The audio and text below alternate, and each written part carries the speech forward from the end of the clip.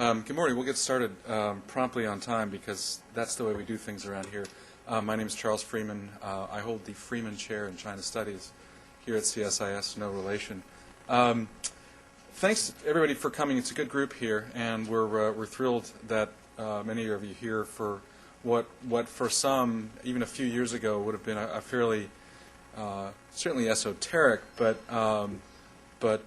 somewhat fanciful notion that China would have a currency that would begin to be taken seriously as, if not a reserve currency perhaps, then certainly something that looks more international. I was at a conference a couple of years ago and asked the chief economist from Citibank whether the Renminbi would ever be a reserve currency, and he literally guffawed and said, well, someone has to actually want to hold those things. Things have changed in the past couple of years. And we've got a pretty interesting group to talk about the international of the renminbi and what it means for the U.S. and others out here. What I'll do is we'll start. I'm going to introduce Melissa Murphy, who's a fellow here with the Freeman Chair, who's I've always considered her our secret weapon, but she's increasingly becoming less than a secret. She has been with CSIS for quite some time. Started with FIBIS at State after school at these undistinguished institutions like Cambridge University and Harvard and the rest of it. She's going to hear and talk a little bit about a report that we've put out recently, which I hope you'll get a chance to look at, about the internationalization of the renminbi. Then we're going to turn to people who know much more than Melissa and I do, in Peter Batelier and Tim Adams. Peter really needs no introduction. He's here at CSIS.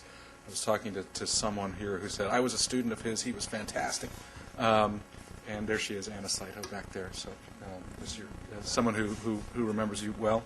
I first heard of Peter during his time at the World Bank when he was in Beijing, but he's had a long and distinguished career at the bank before that, and I've even got information that at some point he was a chief economist for a Zambian energy firm, so a state-owned copper company.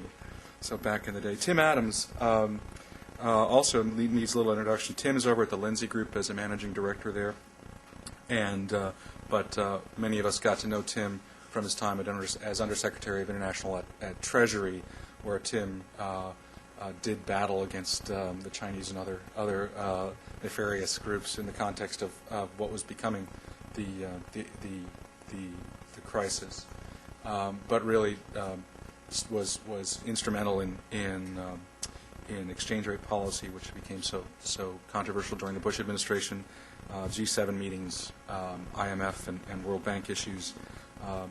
Tim, I got to know back. I actually interviewed with Tim for a job in 1999 when he was with the G7 group, and he very wisely turned my interest down. So so we know that he's brighter than most of us. Before we go further, I wanted just to introduce somebody who was very instrumental in putting together the our report, and that's Wan Jinyuan from who's here at the Freeman Chair. Wan Jin is actually Jean, as we like to call her, is at Maryland, but also came out of Fudan and is a terrific resource. And I hope that those of you that really want to understand what's happening in China get a chance to talk to Jean, because she is terrific on that score. So thank you, Jean, for all you do for us. Let me turn it over to Melissa Murphy. Well, thank you, Charles. I'd just like to give a brief overview of the main findings and conclusions in our report before I pass it on to Charles and our distinguished panelists for the actual discussion. The reason we wrote this report was because we felt that there was far more heat than light in this discussion of China and the dollar. And what we've attempted to do in our report is give a clearer understanding of what China is actually doing, what its possible policy motivations are, where its policy might be headed, and what this implies for the United States.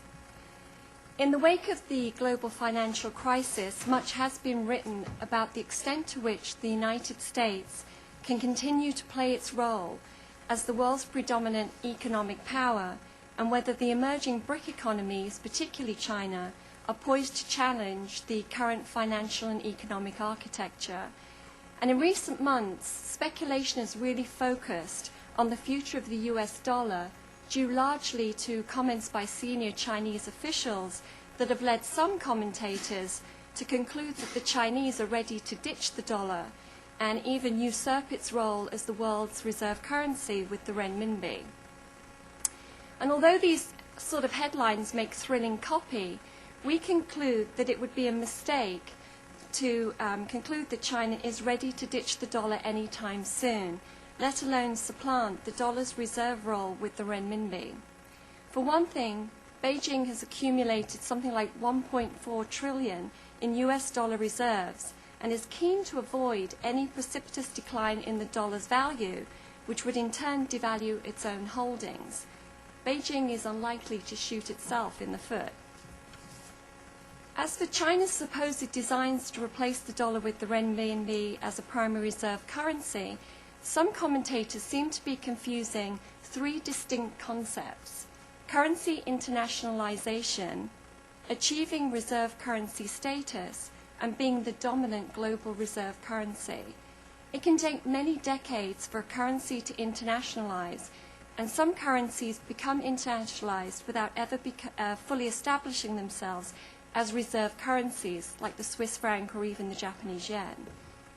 But nevertheless, as the largest holder of US debt, Beijing is clearly nervous about the prospects of a weaker dollar and is taking steps to diversify its dollar reserves. As the initial effects of the financial crisis began to be felt, and clearly concerned about the policy risks associated with the US dollar, the head of China's central bank published a series of articles calling for a new reserve currency system to be managed by the IMF. In March, Premier Wen Jiabao took the highly unusual step of declaring publicly that China was worried about its dollar reserves. And these signals from Beijing have been matched by action. Putting its money where its mouth is, China has begun to spend its dollars on overseas acquisitions and investments, especially in natural resource-related ventures, in an effort to shift its holdings to more stable long-term investments. In this vein, China has signed a series of deals with Russia, Brazil, and Ecuador to secure oil deliveries, and it's filling up its strategic petroleum reserves.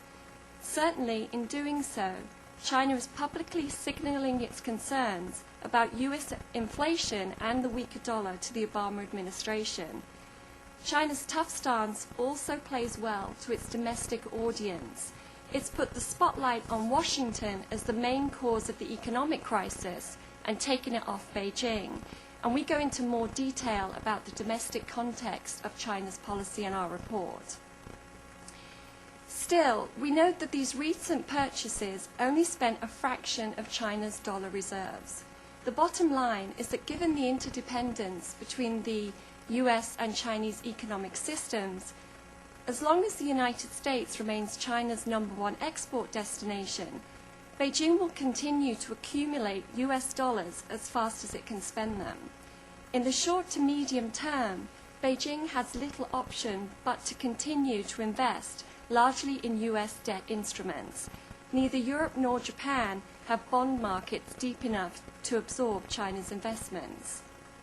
That is why, after a dip in April that set off alarm bells in currency markets worldwide, China's US Treasury purchases subsequently picked up.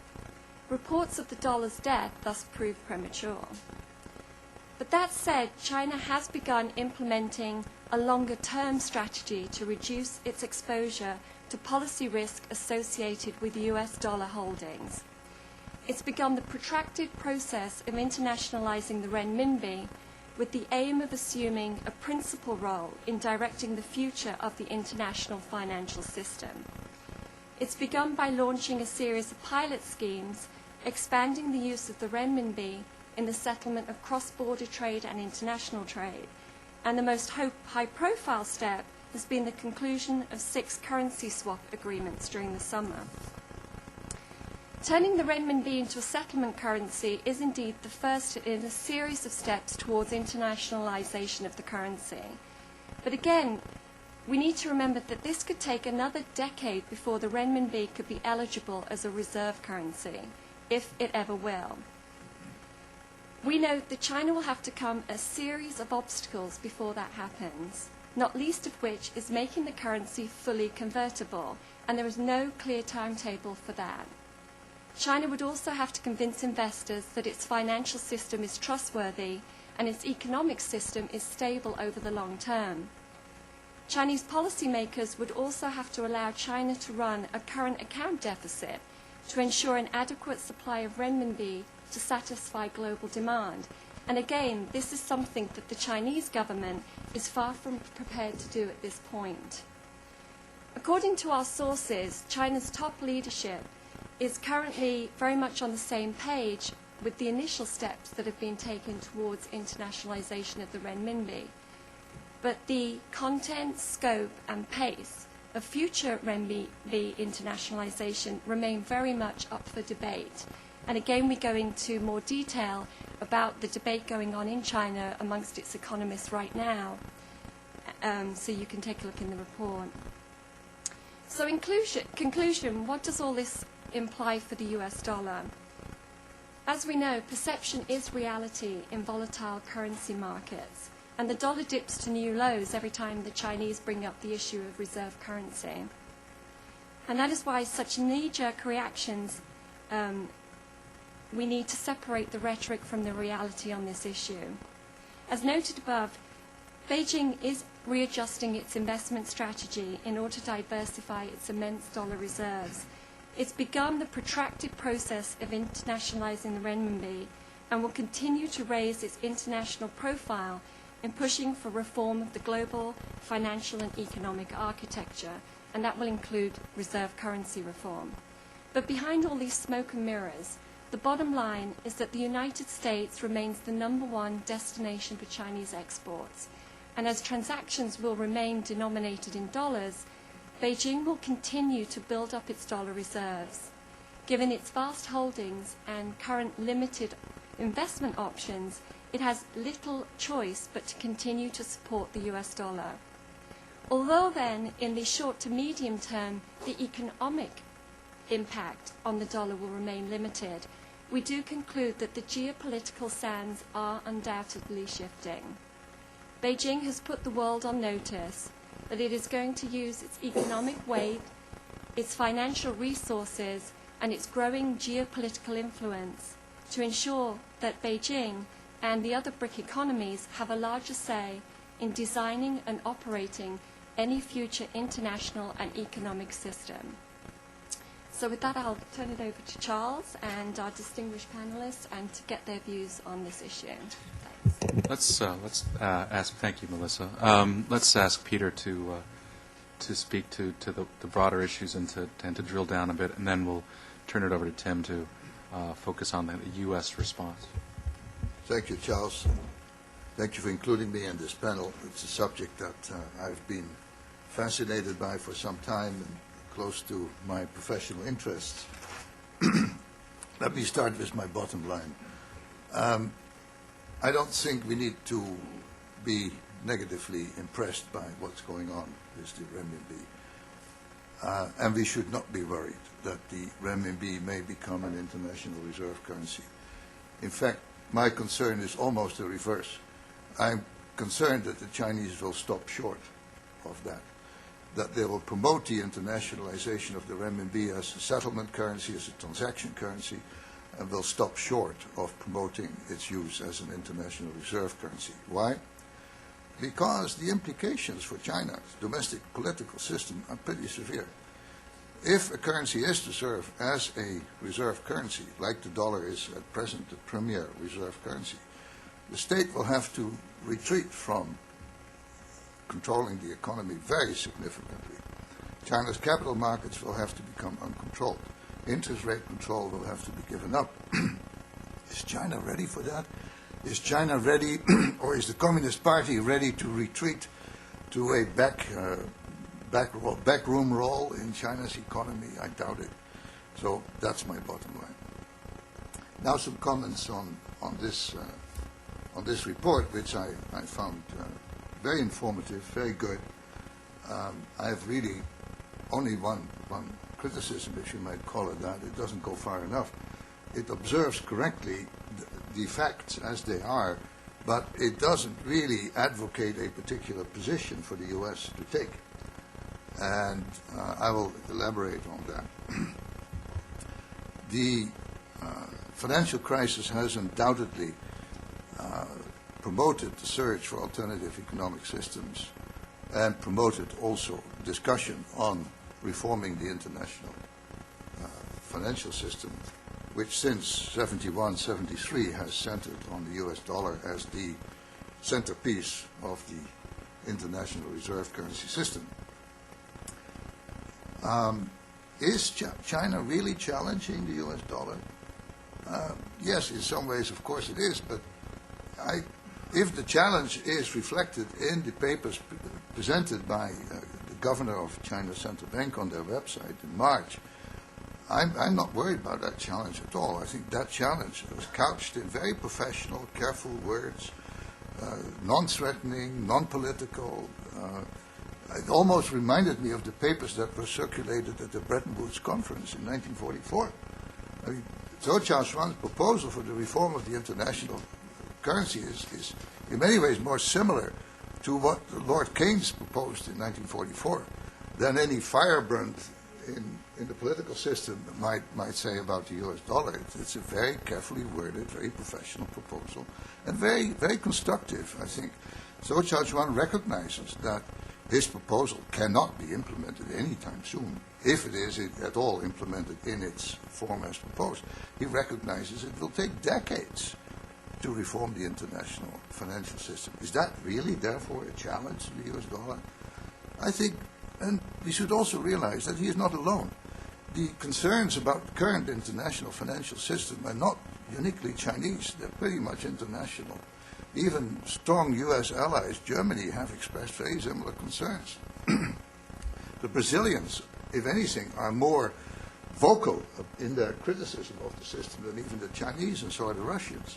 But I think the Chinese, if anything, have been more constructive than some of the other critics.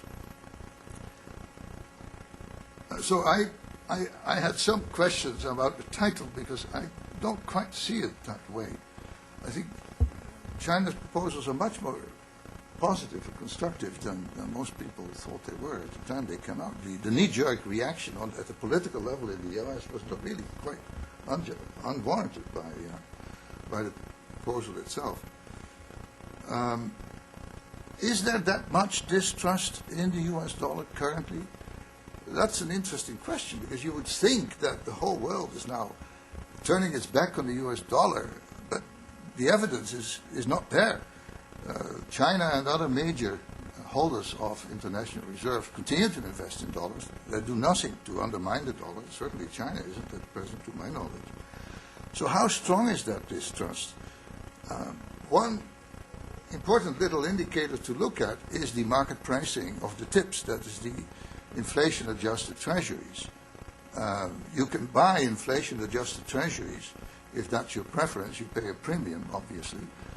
And you would expect, if there were a widespread distrust of the future of the U.S. dollar, that the market for TIPS would balloon. It hasn't happened. Premiums have remained low. So what's all this fuss about? The markets do not indicate that, in spite of the declining international value of the dollar, that there is any massive distrust emerging.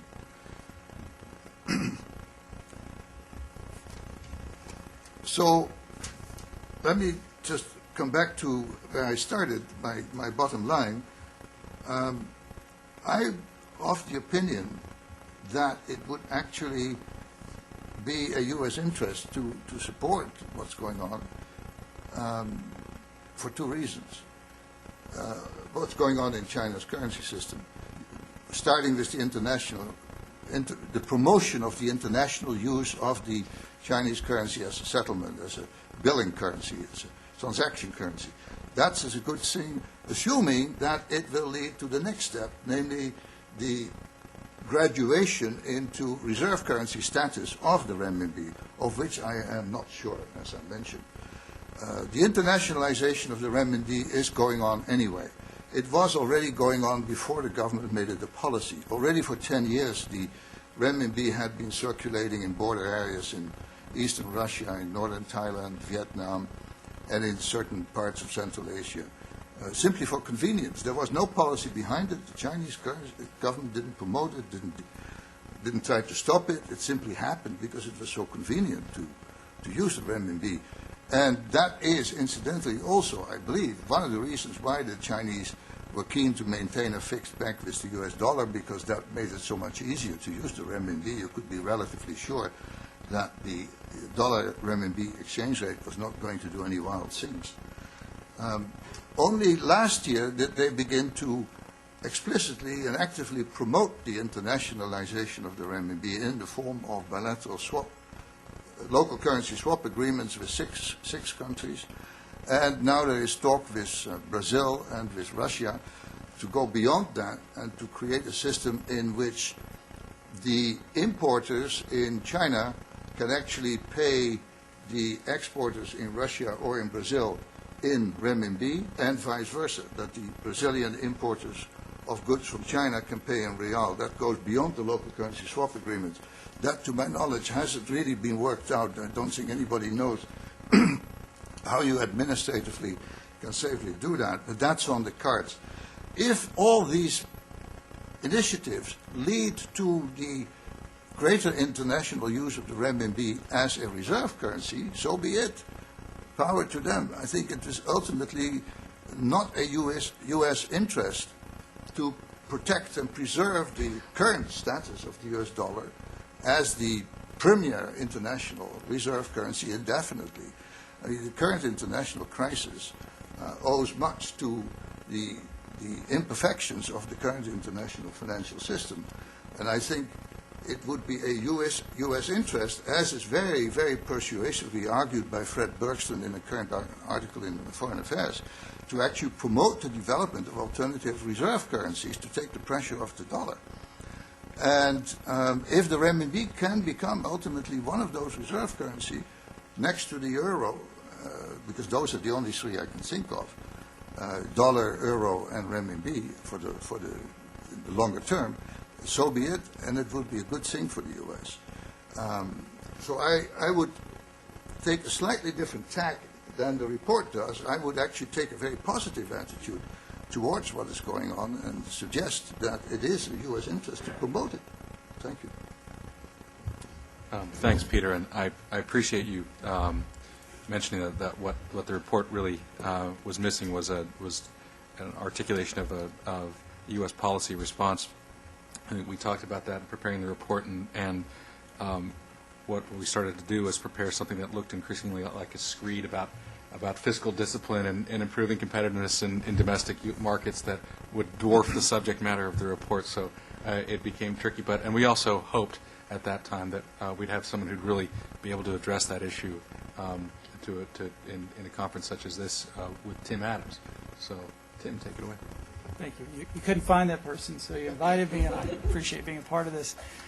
You know, I have to say I agree with everything Peter just said, and I want to also say it's an excellent report. I enjoyed reading it. It's a nice summation of the discussion that's occurring, and a discussion which I suspect will intensify over time and should intensify. I think we are somewhat intellectually rudderless in the multilateral organizations on where we're going in a post-Washington consensus world and what is the appropriate role of exchange rates in the adjustment process. We saw just yesterday the World Bank chief economist, Justin Lin, noting that an appreciation in the RMB would have no effect or is not an important component to rebalancing Chinese growth. I think that's wrong, but I think it's important that we have a very robust debate.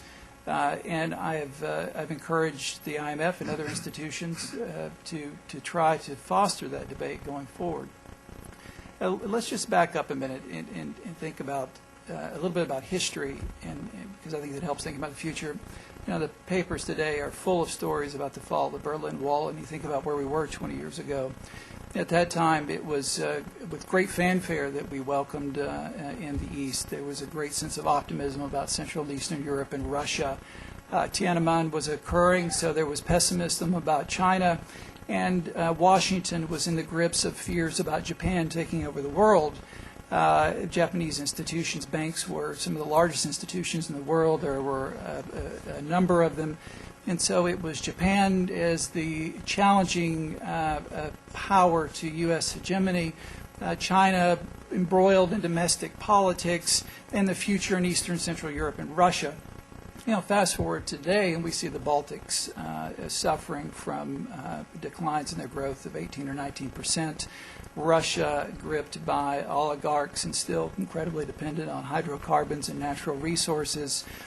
Japan, unfortunately, suffering from deflation, demographic challenges, and slow growth. And the mighty Japan that was going to overtake the U.S. didn't. But China came out of that crisis like the phoenix and has proven to be a formidable opponent and challenger. And of course, during that period of time in which the U.S. was dismissed as almost a second-rate power, we've grown in real terms by 75%. So I suspect 20 years from now, when we're back here, hopefully having a similar discussion, I suspect that our assumptions about winners and losers over that period of time will probably have adjusted as well. It's always dangerous to take current trends and extrapolate them over a period of time. And that said, we should welcome, as Peter noted, a challenge to the dollar. I think competition is a good thing. We welcomed the euro, and there was an expectation that the euro would play a greater role in reserve accumulation since its inception. It has. I think it suffers from a number of challenges, which some are theoretical, some are practical. But it has taken a greater role, and it will. The role of the yen in reserves has diminished. And I suspect 20 or 30 years from now, the Chinese RMB will play a greater role in reserves. But they have to do the things that are noted in this paper, and they have to do the things that Peter noted. Now, with respect to U.S. interests, let me hit four quick areas. One is we should welcome what the Chinese are doing or say they're going to do, right? The official pronouncements from the PBOC, from the State Council, from President Hu and Premier Wen, and all those pronouncements we're going to hear repeated over the next week as the President goes to APEC and then on to Beijing. All those pronouncements about what the Chinese plan on doing, what is official policy, we should embrace. It is absolutely in their interest to rebalance their economy, have a more flexible exchange rate, to open their capital account. It is in their interest. It will make China a more balanced, stable economy, and it is our interest that evolution actually occurs. So we should embrace and encourage the Chinese to actually do it even more quickly. Because as Melissa notes in the paper notes, the accumulation of reserves is still at a fairly rapid clip. The Chinese now have $2.273 trillion worth of reserves. They accumulated about $100 billion over the last 9 months, and close to $800 billion worth of U.S. Treasuries. That process is not sustainable over the long haul, and they need to undertake the policies that free them from the grips of that policy regime. The second is we need to encourage the multilateral process, as I noted in the opening, to have a robust debate about what a post-Washington consensus world looks like. What is the role of exchange rates? What do we do about a world in which half of the countries are pegged to the dollar and the other half aren't? What is the role of the IMF in the 21st century as we think about the external adjustment process?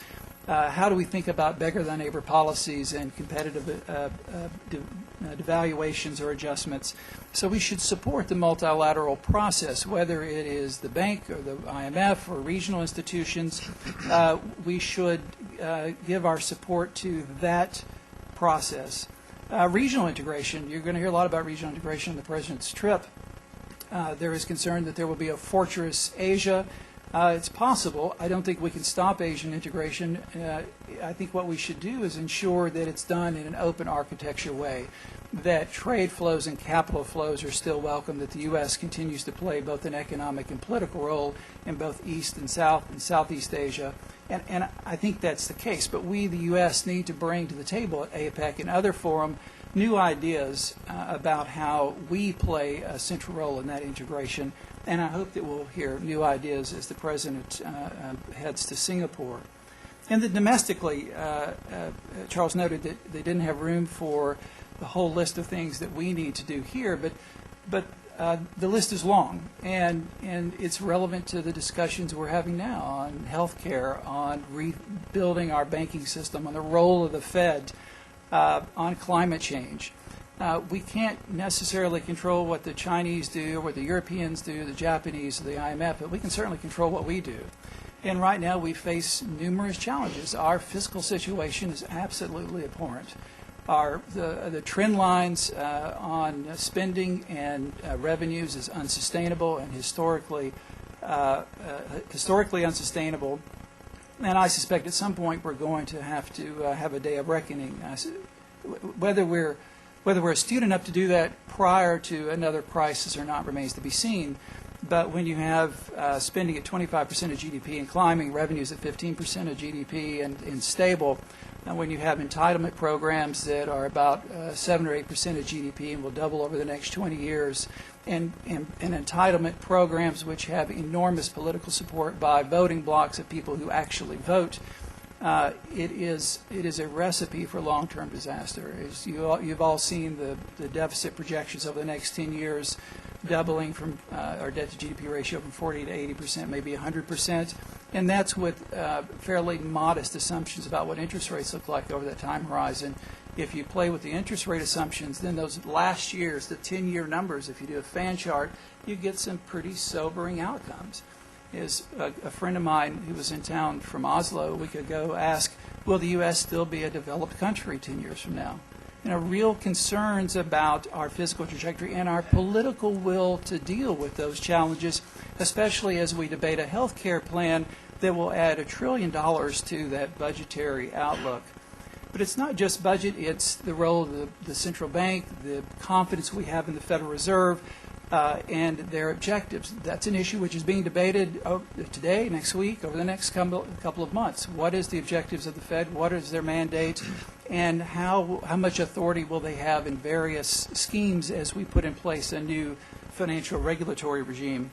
And there's other issues such as how we treat capital, how we an old boss of mine at Treasury used to say, capital's a coward. It goes where it's treated well and it flees where it's treated badly. Will we treat capital well here? Will we tax it and regulate it in such a way that capital flees, or will we invite it here? Will we have a CFIUS process that invites foreign investment? Will we give visas to people who want to come here and invest in our assets? So there's a whole host of issues concerned capital formation and the flow of investment. Will we have an economy that's based on investment and savings, or one that continues to be based on consumption that exceeds our ability to generate the income? We have, for the last 25 years, lived beyond our means, and we've done it because we've been able to borrow from abroad, and we've done it with cheap and abundant credit. Credit is no longer cheap and abundant, and at some point we're going to have to live within our means. Human capital. Will we have the workforce that allows us to compete in the 21st century? It sounds like a throwaway line, but it actually really is true. If you fill this room with 100 ninth graders, and you track their tenure over the following years, a third of them will never graduate from high school. Only half of those who graduate from high school would go to college. By the sophomore year of the 100, only 26 are still in college.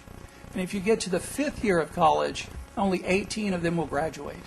And if they're Hispanic or African American, the number is 9 of 100.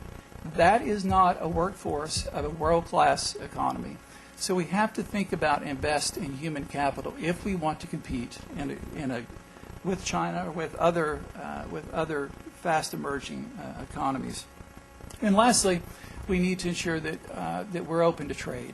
Unfortunately, I think that our policy prescriptions for expanding trade has ground to a halt. And I understand the politics behind it, and it's even more difficult when unemployment is 10.2% and rising. But the President has an opportunity on this trip to resuscitate the U.S.-Korea free trade agreement, to bring trade solutions to APEC and other Asia regional integration ideas, and reiterate this country's belief in open markets and trade expansion. We benefited from it. China benefits from it, as do other countries. But we cannot close off our borders and hope to be a prosperous country going forward. And all this comes back to the role of the dollar. The dollar is just a reflection of relative fundamentals. You know, no one declared the U.S. dollar as the reserve currency. It wasn't passed by a UN Security Council meeting. It wasn't an IMF meeting. It wasn't a G20 meeting where someone wrote a communique and said, today it's the dollar. It's 100 years worth of cumulative evolutionary change in which a series of accidents and shocks and mistakes in other places and the ascendancy of a U.S. economy allowed it to be that. And we benefit enormously from it. And I don't suspect that any other currency is going to be declared the reserve currency going forward, either the dominant, preeminent, or a major reserve currency. It is an evolutionary process. But we have the ability to control what we do in that evolutionary process. And if we make the right decisions today, next week, next month, next year, then confidence comes back, the global confidence comes back in our ability to manage our destiny. And as a result, the U.S. dollar will benefit. Thank you. That was great, Tim, and I appreciate your policy prescriptions. If we had actually attempted to do something like that in this work, we not only would have exceeded our mandate, I'm sure we would have been called in. I would have been called into my boss's office and said, "Wait a minute, we're pathologically nonpartisan here, advocating policy prescriptions which may or may not step with all members of our legislative and executive bodies may not be a good idea." But I thought that was terrific. I want to say one more thing. To the extent that our report is perceived as a negative about China's China's policy actions, it certainly wasn't intended to be so. One of the challenges that we have here, and I dare say both the gentlemen on the panel with Melissa have, is that we're called almost every day by someone on Wall Street when Wen Jiabao sneezes, and they say, "What does this mean for the value of the dollar?" So that the question is, if there is this perception out there that what China is doing has negative impacts. There was a report which was a little nutty that came out that said that secretly the members of Middle Eastern and Chinese and Russian financial ministries had gotten together to talk about how they weren't going to use the dollar anymore as a settlement currency. There's just a lot of paranoia out there. And it is largely, I think, misplaced, as certainly was our conclusion. That doesn't mean that we shouldn't be using either the paranoia, and this is where I get in danger of providing a policy prescription. This is where we shouldn't use this as something to stimulate our thinking about how to improve our own lot in life. And challenges in general for the United States are good. We like competition. We embrace competition. So to the extent that China is going to be a metaphoric challenge, even if not a near-term challenge, is probably a good thing for policymakers. At least I hope so. Do we have questions? I really hope that we do. Of course we do. I knew Ernie would step up to the plate. We've got a mic. We've got a mic coming in. Thanks, Ben. I like it. Well, sorry, could you identify yourself for those? Ernie Prieg with Manufacturers Alliance. First, I want to agree with Tim Adams with his felicitous assessment of the international financial system as intellectually rudderless. And I'd like to just make 2 points to sort of broaden the analytic context and ask for responses from you that relate directly to what is the future role of the dollar or reserve currencies more broadly. And the first point is that we really have to have a clear fix on where is the exchange rate system going at this stage. My own assessment, but to make it a proposition, is that post the financial crises of the late 90s and then this one, 2009, we're heading, most of us are, toward market-oriented, lightly managed floating rates. That's the dollar and the European currencies, the Canadian dollar, Mexican peso, even Japan and South Korea, most of the way there. And China, of course, is the big exception. But if that is where we're going, then this whole debate about reserve currencies changes, because the reserve currencies in lightly managed floating rates plays a much, much smaller role. You have a floating currency, your adequate reserve level is zero. So I think we really have to, before we talk about ahead, where are we going, and of course it focuses very much on China as the big exception by heavily managing what is generally seen as a undervalued rate, which brings me to my second point, which is more factual of recent trade than and analytical, and it's related to where are we going on the currency misalignment issue, if you will, which wasn't mentioned by any of the speakers. And if we come out, and very much related to undervalued Chinese currency, if we come out with this recovery with, again, a rapidly rising Chinese surplus and a rapidly rising U.S. deficit, this makes all these issues much, much larger. The U.S. will be faced rapidly growing foreign debt, which puts downward pressure on the dollar. The Chinese, what to do, buy or not to buy dollars. You don't want the dollar going down. So this is the real challenge that we should be looking at. And I just quote a recent a week or two ago, a senior Chinese Ministry of Commerce official, I think the finance minister again in the G20 meeting, said there'll be no upward revision of the Renminbi before there is noticeable improvement in our exports. And this is a report that I'm going to come out with next week because I'm waiting for the September U.S. trade figures Friday. From the first to the third, for manufacturing sector, 70% of merchandise trade is the one most deeply linked to exchange rates. For China, for the first 3 quarters, from the first quarter to the third quarter, manufactured exports are up 33%. Plus, from the second to the third quarter, which is the first quarter of recovery, their trade surplus in manufacture is up. I believe it's $19 billion. I don't have the number with me, but that's big. The U.S., on the other hand, our exports are about, I don't have September yet, for the first 9 months, up 4%. And again, there's going to be a big jump in our trade deficit in manufacturers, which might come to a rule of thumb, a loss of 100,000, 200,000 jobs, incidentally, in the third quarter in the manufacturing sector. So we really have to pay a lot closer attention to where the heck this recovery is going. And if we're headed back toward export-led growth here, import of last resort there, import of last resort here, we've got much bigger questions and more urgent questions to address on these issues of reserve currency. What do you do? So those are my 2 points. Any reactions would be appreciated. Thank you for that collection of questions. What's the future role of the U.S. dollar? I'm not worried about it at all. I think the U.S. will always remain the largest or one of the largest economies, and as long as the U.S. remains a liberal political system and is an open economy, the U.S. dollar will remain a very important reserve currency, even if, hypothetically, we were to move to an SDR-based system, because the SDR is ultimately based on other currencies, and the U.S. will remain the most important component of the SDR. So I'm not worried about that at all.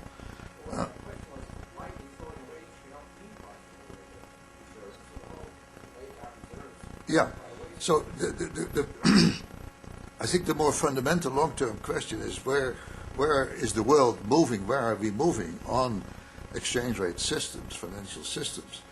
And what do we do when in a mixed system, as we have at the present time, where the major currencies are floating, the euro, the dollar, the kroner, the Canadian and the Australian dollars, and so on, whereas fairly significant emerging market currencies are highly managed, like the Chinese currency.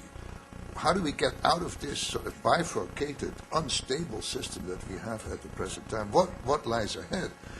Well, nobody knows. I think the chances that we will negotiate something internationally that everybody can agree upon is pretty remote. I mean, we had that in Bretton Woods, and even there was significant disagreement between what the British delegation proposed and what the American delegation ultimately succeeded in persuading the meetings to adopt. That's the fixed exchange rate, Bretton Woods system, which fell apart in '71 and was definitively replaced in '73. The chances that we will have another international level agreement of that kind, I just don't see it, quite frankly. The more probable evolutionary development of the system is that we will gravitate towards a multiple currency reserve system. And the most probable candidates for that are, of course, the US dollar, the euro, and the renminbi. The Japanese have never wanted the yen to circulate as a reserve currency for various reasons that I will not go into now. So these are the three big candidates. But I'm worried, not that the renminbi will become a reserve currency, but that the Chinese will stop short of allowing it to become a reserve currency, because then they will have to give up so much state control. What do we do about the misalignment of exchange rates? I'm not a champion of China's exchange rate policy, but in my own work I have tended to emphasize that it is not nearly as important a question as people think it is. There are other factors that drive international trade flows that are, I think, more powerful than nominal exchange rates. In the case of China, I believe that the runaway export surplus since 72, 73 is much less a function of their continuing to peg the nominal exchange rate as it is of two other factors. A, the extremely explosive macroeconomic policies in the United States, both on the fiscal and on the monetary side, and the extremely fast productivity growth in manufacturing in China. Since they set in motion from the turn of the century very aggressive reform policies for the manufacturing sector, both the state part and the non-state part, productivity growth in manufacturing in China has been so fast they could never have compensated for that. Is nominal exchange rate adjustment. If you're willing to buy into that line of thinking, the conclusion of that is, the implication of that is that the undervaluation of the Chinese currency, even though it may have been a deliberate intention of the Chinese state, was probably to some extent unavoidable, given the magnitude of the reforms that were taken place in China. So that casts a somewhat different perspective on the misalignment. They could never have compensated for the relative productivity gains in that decade. That's the period of maximum reform in China, which is now winding down. China is slowly becoming a more normal country with more normal problems. So that doesn't mean I support their current exchange rate policy. I think they would do the world and themselves a service by allowing a wider trading band, in other words, to flexibilize. But we should not be fooling ourselves to think that that would solve all problems. The underlying productivity differentials are the most important thing. And I completely agree with Tim Adams. It's almost embarrassing the degree to which we agree. We didn't collude beforehand. I think the emphasis should not be on the nominal exchange rate management, but on factors that influence productivity growth in the U.S., in the human resources sector, in energy, in so many other areas. We are falling behind, not because of the exchange rate, but because productivity growth has slowed down. And I think that's what we have to focus on. You can achieve international competitiveness by lowering your exchange rate or lowering your cost. And you lower your cost by becoming more efficient. And we haven't put enough emphasis on that. So I don't know what lies ahead. I don't believe that the Chinese are doing the right thing, but I think they're also hurting their own interests because it is slowing down the structural reforms that they, in speech after speech, advocate as their objectives, advertise as their objectives. And I think at some point they will have to flexibilize, or the real exchange rate will run away from them in terms of domestic inflation. They cannot control it forever. But I would like to urge you not to think of that as that is the pivotal international issue.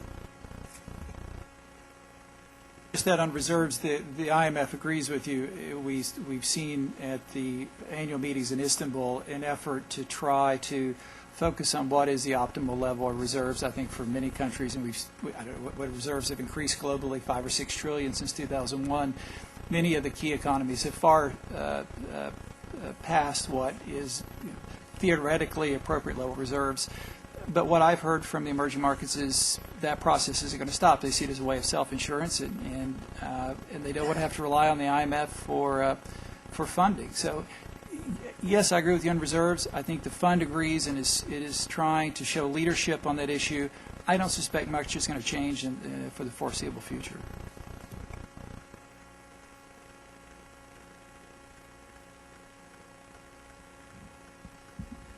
Thank you, Carl Dahlman, Georgetown University. Thank you very much. An excellent panel on very important issues, and I think that the discussion is really very fruitful. I wanted just to pick up on something that Tim said, and I really agree with your analysis. In your third point, the third set of points, are really about the big domestic challenges which are within our capability to resolve or respond. And the fourth is trade. And my concern is that given the difficulty of addressing a lot of those domestic things, and the fact that the political system will tend to go towards easier solutions and blame the scapegoat China, the trade stuff is going to get very tough.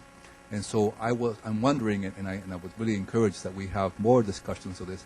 I mean, that's really the agenda, what we can control. And the agenda, as you pointed out, is really, very, very challenging. And the difficulty is that in the current state of our economy, with the problems of the bailouts, the financial cost of that, the injection of liquidity into the system, the health care, the looming things that are coming there, it's very difficult to have the resources to invest in enhancing our productivity, which is Peter's thing. So I was wondering what positive things can be done to make this agenda more of a real broad-based agenda in the U.S., going across both parties, because in the end, that's what we really have to focus on. And we've been losing our predominance in the world because we've gotten fat and lazy. And so the question is, how can we bring the focus back to that, and how can we put that into the political system? Because any politician talks about these things, and they involve, more sacrifice and more spending on something else, they get voted out of office. And so how can we deal with that? And I was wondering, we can start the discussion, and I encourage the center to, these are really critical things, and we need to get a handle on them. Thank you. I completely agree with both your points, especially on trade. The tire case, the Chinese tire case, I think has started what is going to be a lengthy process of different industries using that particular trade law to bring cases against the Chinese.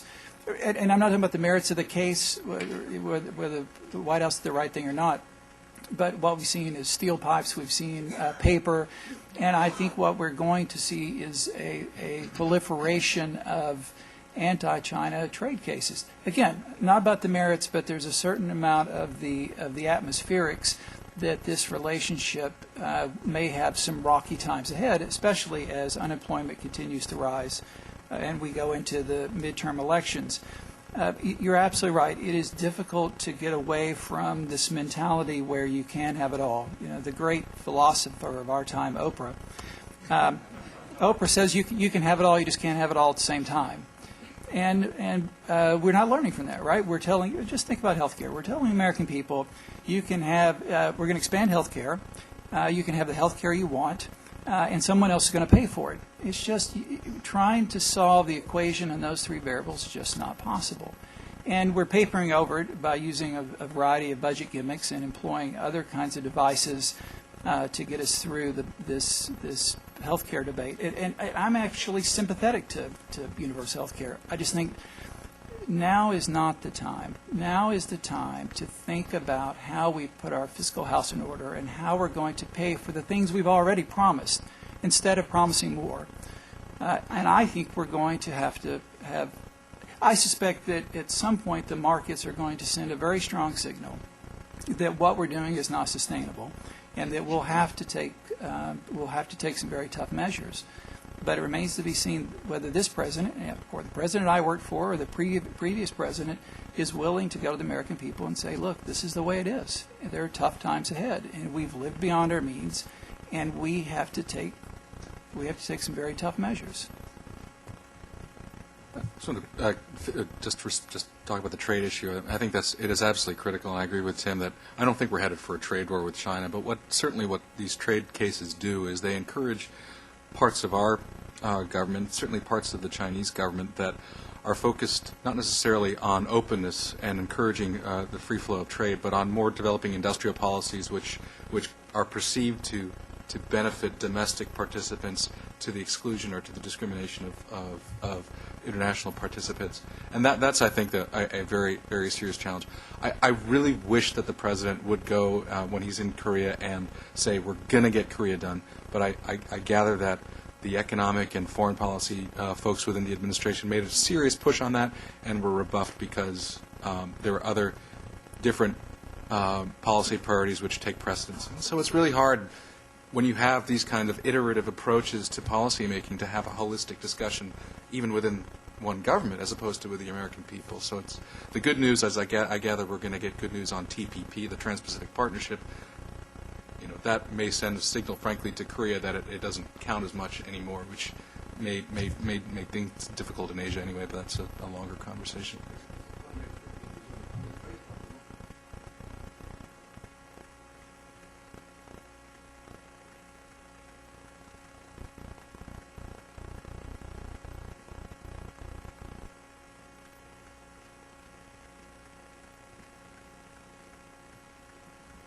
Bill Helke. I'm retired from the Federal Reserve and currently teaching at the University of Maryland. I thought this was an excellent report, written in part by one of my former students. And clearly, this panel has just made a number of excellent points. And I've been to a number of panels where they make excellent points, not quite as good as this one, but good ones. And what I'm left with is it's really great we got a lot of knowledge, but there's a difference between knowledge and ignorance, right? And I think there's nothing more frightful than ignorance in action.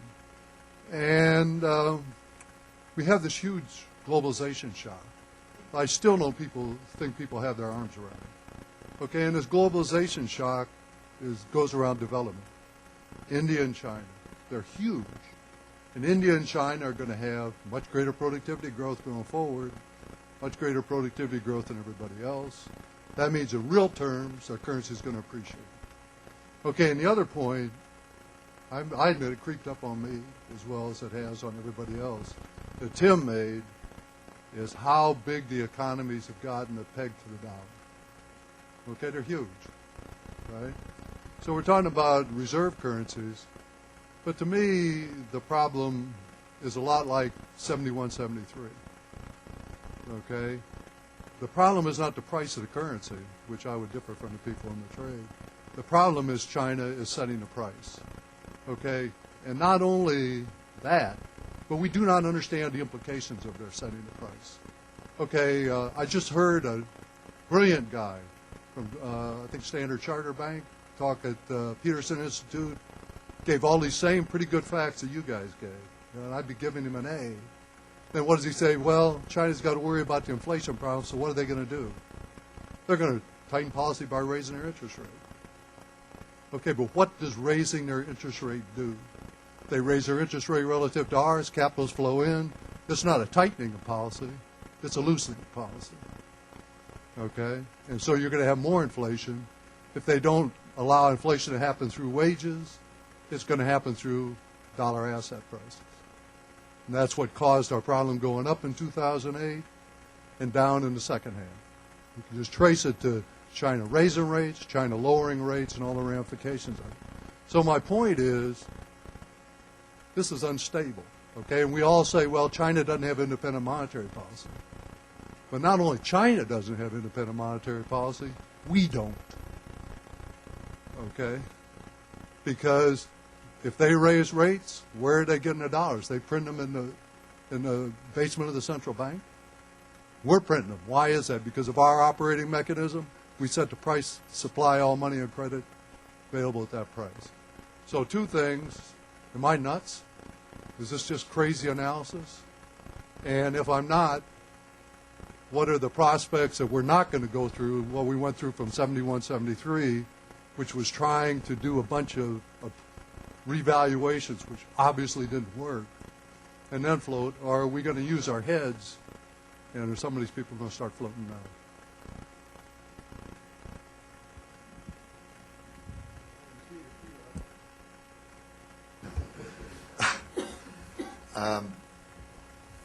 Hard to disagree with what you say. I think, like in the period 71, 73, we are now living at the edge of a historical change in systems.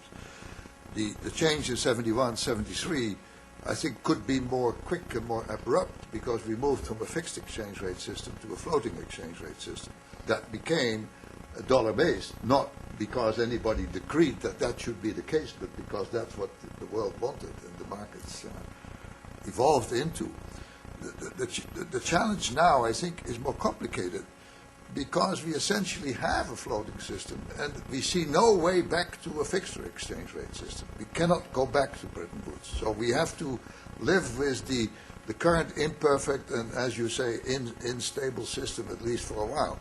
The best we can hope for is that within the context of the G20, I think there will be a meeting of the minds on what the problems are and in what way to seek to look for solutions.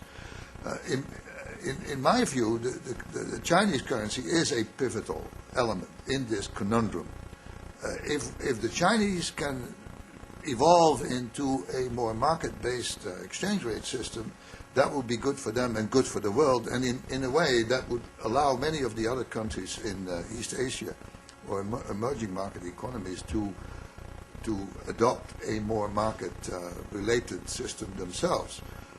That does not mean that I am philosophically or intellectually enthralled by a floating exchange rate system. I believe ideally it would be better if we could go back to a fixed exchange rate system, but I see no avenue to that at all. So we have to make the best of the mess we are in. And if the Chinese can move, that would be significant. It's a miracle that the Chinese have in fact been able to do what they are doing so long. Even Alan Greenspan, when he visited China in the early part of this decade, predicted that they would not be able to maintain that double peg. We are focused on the one peg, the nominal peg, but the Chinese had in fact a double peg. Because of their massive domestic sterilization, they also controlled the real exchange rate by avoiding domestic inflation, which might otherwise have solved the problem.